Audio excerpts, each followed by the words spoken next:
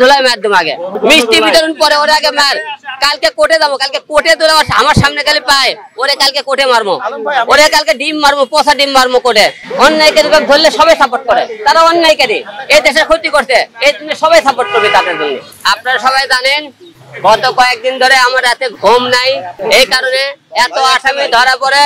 আমি খালি বলি আমার আসামি ধরা পড়ে না কেন, যে আজকে মিষ্টি খাওয়ার একটাই উদ্দেশ্য, ঢাকা 17 আসনে এই আরাফাত রহমান ভোটে আমার সাথে জয়ী হতে পারেনি। ভোটে জয়ী হতে না পারে তখন আপনারা দেখেছেন সে তার গুন্ড বাহিনী দিয়ে রাস্তার উপর ফেলে আমাকে মারধর করেছিল, এবং আমি কোন রকম সেখান থেকে আমার নিজের জীবন বাঁচানোর জন্য সেখান থেকে আমি দৌড়ে পালিয়ে যাই। সে কিন্তু ভোটে পাস করেনি, আপনারা সবাই দেখেছেন আমাকে মারধর করেছে। এই কারণে যখন সে ভোটে জিততে পারতেছিল না তখন সারা জাল ভোট মারতেছিল, কেন্দ্রে সেই জাল ভোট যখন মারে আমি হাতে নাতে ধরি, তো সেই টাইমে তারা কেন্দ্র থেকে আমাকে ধাক্কে বার করে নিয়ে আসে, পোষণ ধরে মারধর করে। আজকে আমি ভীষণ ভাবে খুশি, এবং শুধু আমি একা না, দেশের জনগণ সবাই খুশি।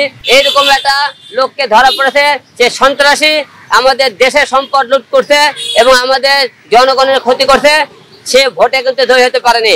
এবং আগামীকাল আমাকে গুলশানে যে হত্যা করার চেষ্টা করা হয়েছিল, সেই জন্য আগামীকাল কোর্টে আমি মামলা করব আর হত্যা করার চেষ্টায়, এবং আমার আসনটাতে তারা ছিনিয়ে নিয়েছে, এই কারণে আমরা আগামীকাল মামলা করবো কোর্টে।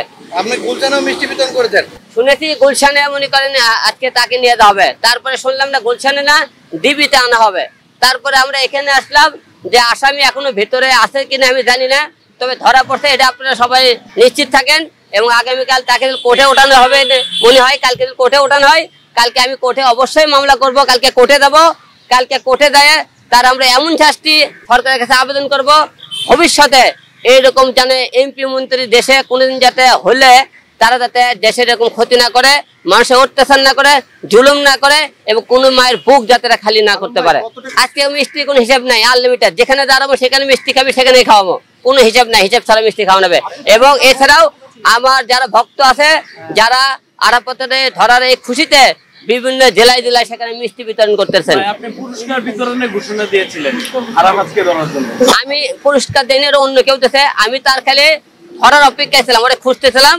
ওরে আমি ধরলে মনে করেন একটাই চাওয়া, তাকে মনে করেন মামলা দেবো, তার নামে শাস্তি, এবং এমন শাস্তি, এই শাস্তি তার দেখে ভবিষ্যতে তারা এমপি মন্ত্রী হবে, যাতে দেশের মানুষের ক্ষতি না করতে পারে। যাদের মিষ্টি খাওয়ালেন তারা রিপ্লাই কেমন দিছে? তারা সবাই খুশি, তারা আনন্দে মিষ্টি খাইতেছে, এবং তারা নিজেরাও নিজের পকেট থেকে টাকা দিয়ে মিষ্টি খাওয়াইতেছে জনগণকে।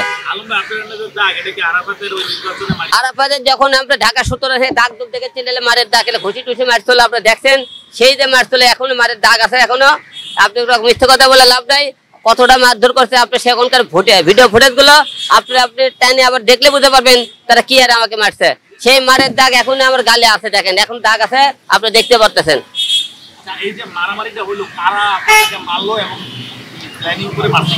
হ্যাঁ, অবশ্যই প্ল্যানিং করে মারছে তারা। ভোটে যখন আমি দেখছি জাল ভোট মারতেছিল, ওরা জাল সিল মারাতে আমি হাতে নাতে ঢুকি, তখন আমরা ওরা কেন্দ্রে বলে আমাকে ঢুকতে দেয় না, আমি জোর করে ঢুকলে ওরা ঢেকে তারা কেন্দ্র থেকে বের করে নিয়ে যাচ্ছে, বের করে আনার পরে তারা আমাকে বিষমভাবে মারধর করছে। আলম ভাই, এখন যদি আরাফাতকে আপনি সামনাসামনি পেতেন কি করবেন?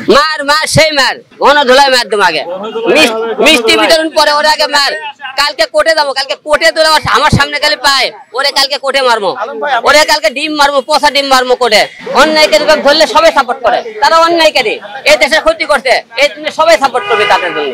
আমি আশা রাখছি। আগে তো ডিবি অফিসে আসলে হারুন ভাইয়ের সাথে দেখা করতেন, কিন্তু এবার আসলে হারুন ভাই নাই, কেমন লাগছে? মিস করতেছেন কিনা?